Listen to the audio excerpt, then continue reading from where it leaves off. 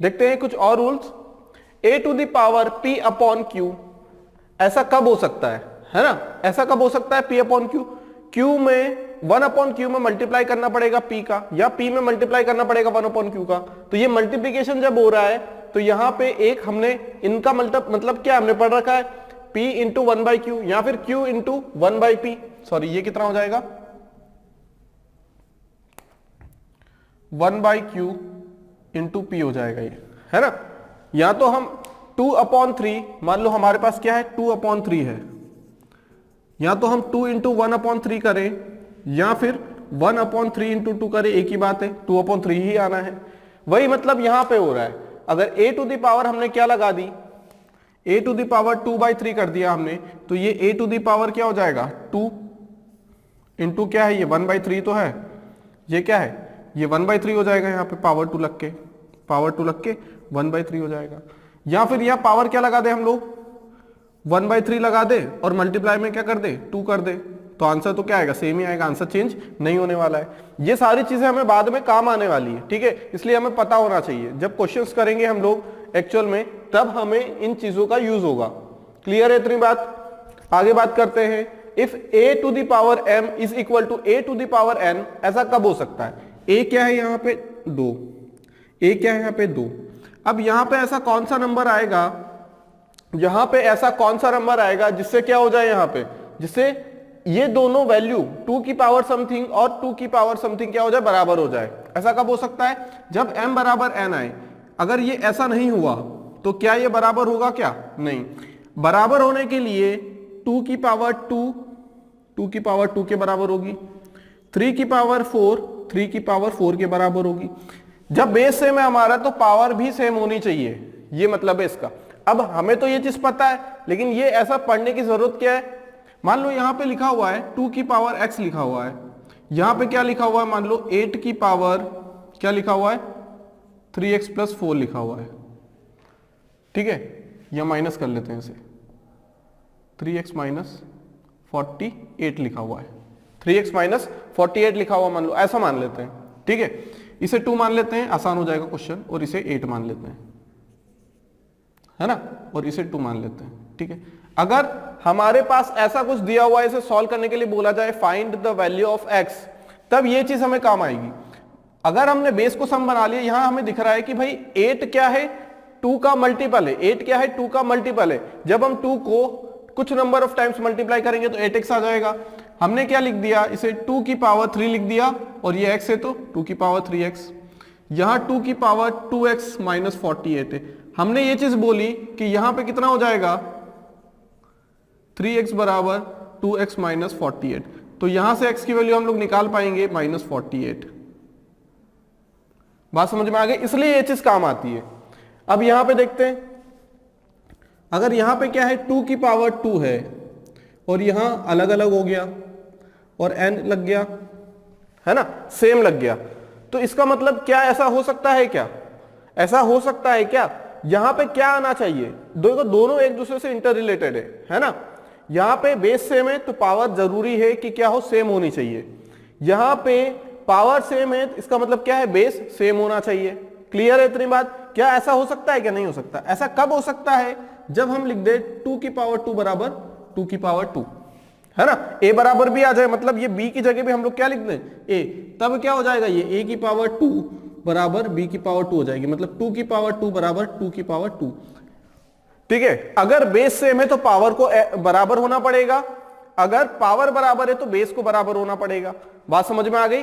Clear है इतनी बात? तो ये चीजें हमें काम आने वाली, मैक्सिमम चीजें ये हमें काम आने वाली मैक्सिमम टाइम जो क्वेश्चन सॉल्व करेंगे, ठीक है। बात समझ में आ गई? अब इसे कैसे करना है, जैसे a की पावर है हमारे पास 2, ठीक है, a की पावर क्या है यहाँ पे 2, मान लो यहाँ लिख दिया हमने x स्क्वायर, क्या लिख दिया यहाँ पे हमने x स्क्वायर लिख दिया, और यहाँ पे हम क्या लिख दें, अगर यहाँ पे अगर हम लिख दें 8 स्क्वायर, क्या लिख दें 8 स्क्वायर, इसका मतलब क्या, x की वैल्यू 8 आएगी। हमने देखा कि ये जो पावर है ये सेम है, इसका मतलब बेस भी सेम होना चाहिए। या फिर ऐसा हम देख सकते हैं, और हम क्या बोल सकते हैं ऐसा कि 8 स्क्वायर की वैल्यू 64 है तो x की वैल्यू अंडर 64 है तो x की वैल्यू 8 आ जाएगी।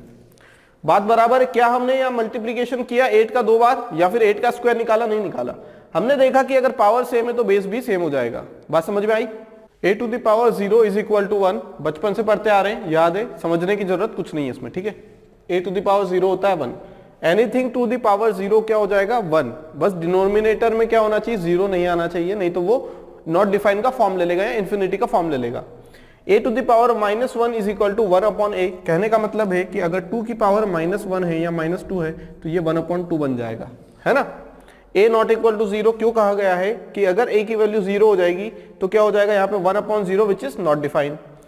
a to the power n बराबर 1 upon a to the power -n, देखो यहाँ पे सिर्फ 1 लिखा है और यहाँ पे n हो रहा है हमारा, है ना, तो बात तो सेम ही है, कुछ अंतर है क्या इसमें, पावर 1 है, यहाँ पे क्या हो जाएगा, मतलब 2 की पावर 2 हो गई तो ये 1/2 की पावर -2 हो जाएगा, और अगर यहाँ 2 की पावर -2 हो गया तो ये नीचे आके 1/2 की पावर 2 हो जाएगी। मतलब अगर हम न्यूमरेटर से डिनोमिनेटर, डिनोमिनेटर से न्यूमरेटर जाते हैं तो जो पावर रहती है वो अपना साइन बदल लेती है, इतना याद रखो बस। जैसे ये हम लोगों के पास, ठीक है, हमने क्या लिखा 2/3 की पावर m लिख दिया हमने, है ना, मतलब 4 लिख दिया, ठीक है। अब अगर हम माइनस पावर b/a कैसे हो गया ये, अगर हम लिखना चाहें तो इसे क्या लिख सकते हैं 2/3 टू द पावर -4, ऐसा लिख सकते हैं भाई। जब यहां पे ऐसा लिख पा रहे हैं तो 1 में लेना है तो पावर नेगेटिव हो जाती है, 1 में लेना है तो पावर नेगेटिव हो जाती है। इसका मतलब क्या है, यहाँ पे 3 ऊपर चला जाएगा, यही तो करते आ रहे हैं हम, है ना, बेस डिनोमिनेटर के डिनोमिनेटर में तो न्यूमरेटर में मल्टीप्लाई हो जाएगा, मतलब 1 में तो ये आ जाएगा 1 और ये हो जाएगा -4, तो क्या हो जाएगा 2/3 था तो 3/2 कर दिया, जब पावर पॉजिटिव थी तो पावर नेगेटिव कर दी, बस और कुछ नहीं किया, ठीक है। बढ़ते हैं आगे, 1 टू द पावर एनीथिंग, एक 1 की पावर कुछ भी करेंगे हम तो 1 आएगा, चाहे हम 0 कर ले या 1 की पावर क्या कर ले इन्फिनिटी, वो 1 ही आना है, ठीक है। 1 की पावर -2 कर ले तो भी 1 आएगा, क्योंकि 1/1 टू द पावर 2 हो जाएगा तो विच इज इक्वल टू 1, 1/1 क्या होता है 1 होता है, मतलब anything 1 to the power anything होगा 1, -1 टू द पावर n, अब 1 होगा कब, जब n इवन होगा, समझते हैं कैसे। मान लो यहां पे हमारे पास क्या है -1 टू द पावर 4 है, मान लो क्या है 4 है, n इवन है, ठीक है। पहला case -1 multiply by -1 multiply by -1 multiply by -1, ठीक है, माइनस माइनस प्लस हो जाएगा, माइनस माइनस प्लस हो जाएगा, तो ये 1 इंटू 1 इंटू 1 इंटू 1 हो जाएगा और ये आ जाएगा 1। बात करते हैं ऑड के केस में, -1 into -1 into -1 into -1 into -1, minus से माइनस कैंसिल, माइनस से माइनस कैंसिल, ये माइनस बेचारा कहां जाएगा, तो ये -1 आएगा। इसलिए ऑड के केस में -1 टू द पावर अगर इवन है तो इसकी वैल्यू आ जाएगी 1 पॉजिटिव में, और अगर ऑड है तो इसकी वैल्यू आ जाएगी नेगेटिव। क्लियर है। अब बात करते हैं थर्ड में किसे क्या बोला जाता है, ठीक है। ये है 1/a to the power 1/n, या फिर इसे लिख सकते हैं √a और ये n। अब यहां पे जो साइन है इसे कहा जाता है रेडिकल। क्या कहा जाता है, रेडिकल, ठीक है। अब ये जो साइन के अंदर a लिखा हुआ है, ये जो a लिखा हुआ है ना साइन के अंदर, इसे कहा जाएगा रेडिकेंड, RADICAND, रेडिकेंड बोला जाएगा। बात समझ में आ गई। रेडिकल के अंदर जो भी नंबर है जिसका हम nth रूट निकाल रहे हैं उसे रेडिकेंड बोला जाएगा। ये जो n है इसे बोला जाएगा surd of indices, surd indices, क्या बोला जाएगा, सर्ड इंडाइसेस। और इस पूरे को क्या बोला जाएगा, इस पूरे की अगर बात करें, इस पूरे को बोला जाएगा सर्ड ऑफ इंडाइसेस। क्लियर है चीजें। जिसका nth रूट फाइंड आउट करना है रेडिकेंड, और ये किसके अंदर होता है, रेडिकल साइन के अंदर, और जो पावर रहेगी, जो रूट रहेगा nth रूट, उसे सर्ड इंडाइसेस बोलेंगे, और पूरे को देखा जाए कलेक्टिवली तो सर्ड ऑफ इंडाइसेस बोलेंगे हम लोग, ठीक है। क्लियर है बात। देखते हैं सर्ड्स के बारे में, ठीक है। सर्ड्स क्या होता है एक्चुअल में, SURDS। सर्ड्स की अगर बात करें तो हमने इंडाइसेस में पढ़ के रखा है कि अगर इंडाइसेस है हमारे पास तो इंडाइसेस को, पावर को इंडाइसेस कब बोलेंगे हम लोग, जब हमारे पास किस टाइप से लिखा हो, 2 की पावर मान लो 4 है तो ये 16 हो जाएगा, ये हो जाएगा बेस और ये हो जाएगा पावर या इंडेक्स, ठीक है। अब मान लो हमारे पास क्या दिया हुआ है, 16 दिया हुआ, हमें ये चीज नहीं पता है, मान लो क्या दिया हुआ है, 16 दिया हुआ है, 16 दिया हुआ है, इसकी पावर मान लो 1/4 दी गई है।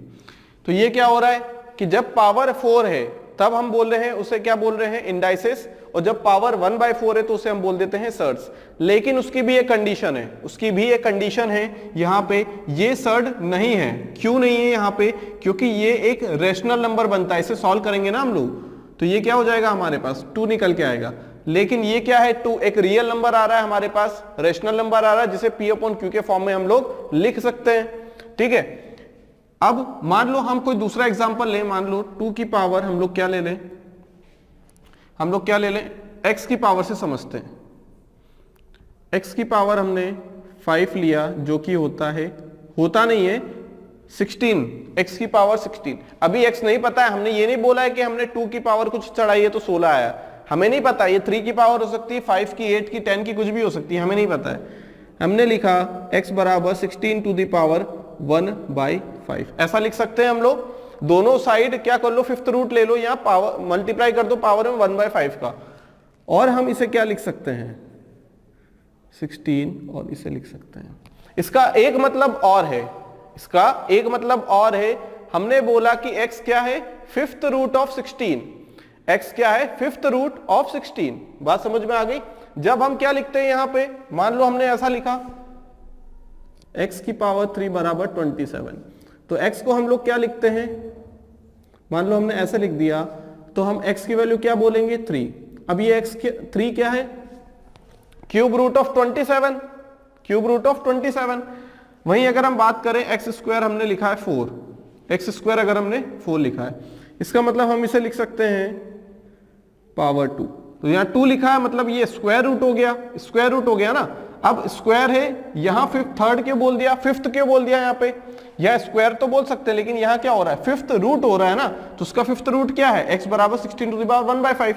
फर्दर सॉल्व नहीं कर सकते, इसे तो कर सकते हैं ना हम लोग। इसका मतलब क्या, स्क्वायर रूट ऑफ 4 क्या है 2 है, स्क्वायर रूट ऑफ 4 क्या है 2 है। लेकिन ये चीजें सर्ड नहीं है, ना ही ये चीज क्या है सर्ड है, ना ही ये चीज सर्ड है। लेकिन अगर इस पे ध्यान दें हम लोग तो ये चीज हाँ सर्ड है। क्यों है समझते हैं, ये नहीं है, ये भी नहीं है, ये है ना, ये भी नहीं है। अब क्यों नहीं है, दोनों में अंतर क्या, देखो दोनों में अंतर सिर्फ इतना सा है यहाँ पे कि जो सर्ड होता है ना, ये एक इर्रेशनल नंबर होता है। क्या होता है, एक इर्रेशनल नंबर, जिसे हम फर्दर सॉल्व नहीं कर सकते या P/Q के फॉर्म में नहीं लिख सकते, है ना। जैसे हमने एग्जांपल लिया x की पावर 5 बराबर 16, हम बोल सकते हैं x स्क्वायर बराबर 3, x स्क्वायर बराबर 3। हमने लिखा x बराबर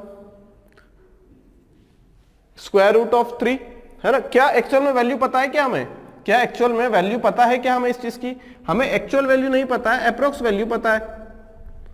आगे जो भी हो हमें मतलब नहीं है, हमें अप्रोक्स वैल्यू पता है, मतलब हम इसे कंप्लीटली डिविजिबल नहीं कर सकते, P/Q के फॉर्म में नहीं लिख सकते, इसलिए ये इर्रेशनल है। जब भी इर्रेशनल आएगा हमारा वो कहलाएगा सर्ड।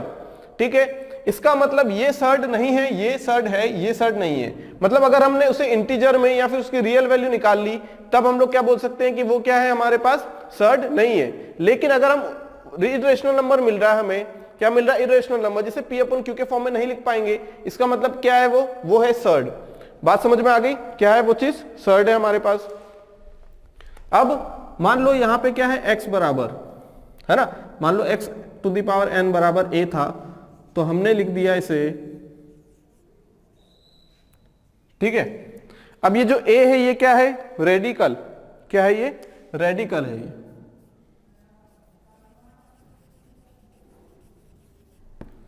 ए क्या है हमारे पास, ये आ जाएगा हमारे पास, रेडिकल आ जाएगा। x बराबर ये nth रूट ऑफ a, क्या बोल सकते हैं इसे, और nth रूट बोल सकते हैं।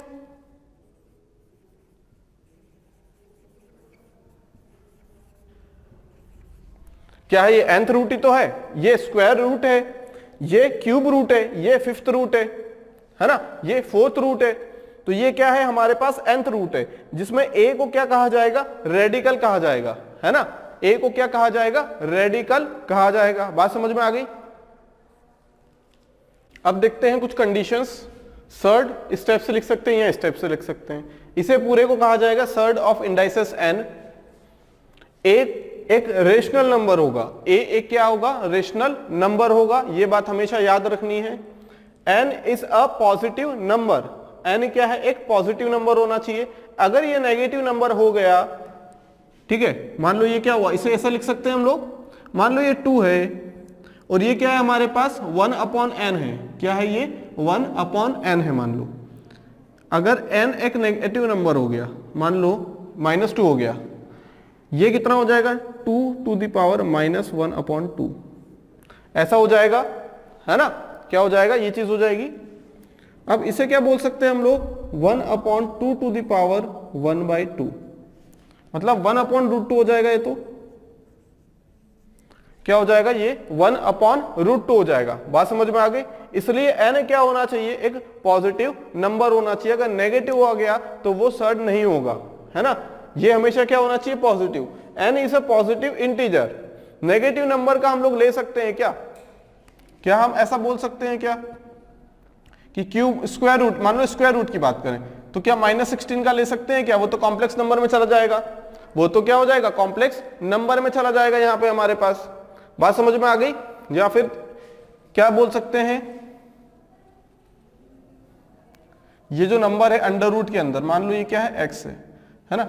अब ये जो अंडर रूट के अंदर नंबर है, क्या नेगेटिव हो सकता है क्या हम इसे ऐसा बोल सकते हैं क्या, देखा है कहीं ऐसे, कॉम्प्लेक्स नंबर ही हो सकते हैं तो, है ना, जिसमें आयोटा वगैरह का यूज होता है। क्लियर है। तो क्या इस टाइप से कर सकते हैं क्या हम लोग, नहीं, मतलब जो n की वैल्यू है वो पॉजिटिव ही रहना चाहिए। जो सर्ड ऑफ इंडाइसेस है वो क्या होना चाहिए, एक इर्रेशनल नंबर होना चाहिए। क्या होना चाहिए, इर्रेशनल नंबर। अगर वो ऐसा नहीं हो पाता है, इसका मतलब वो क्या है, वो सर्ड नहीं है ना। जब वो एक्चुअल में हमें वैल्यू दे रहा है, इसका मतलब वो सर्ड नहीं है। बात समझ में आ गई। कैसे, मान लो जैसे हमने एग्जांपल लिया था, x की पावर 4 लिया था, ये x, ये 4 लिखा, x की वैल्यू 2 आ गई, क्या ये एक इर्रेशनल नंबर है, क्या रेशनल नंबर है ये तो, एक है ना, ये क्या है, रेशनल नंबर है। इसका मतलब क्या है, ये सर्ड नहीं है। उसके लिए क्या होना चाहिए, इर्रेशनल नंबर, मतलब जो कि क्या हो, नॉन टर्मिनेटिंग हो, जिसको हम सॉल्व नहीं कर सकते, जिसकी एंडिंग वैल्यू हम लोग ला चुके हैं। √3 की बात करें हम लोग, √3 की बात करें 1.732, है ना, कितनी भी वैल्यू जा सकती है, नॉन टर्मिनेटिंग है ना, ये है इर्रेशनल नंबर। लेकिन ये क्या आ जाएगा, रेशनल नंबर, इसलिए ये सर्ड नहीं है, क्योंकि ये एक्चुअल में हमें रेशनल वैल्यू दे रहा है। ठीक है, बात समझ में आ गई।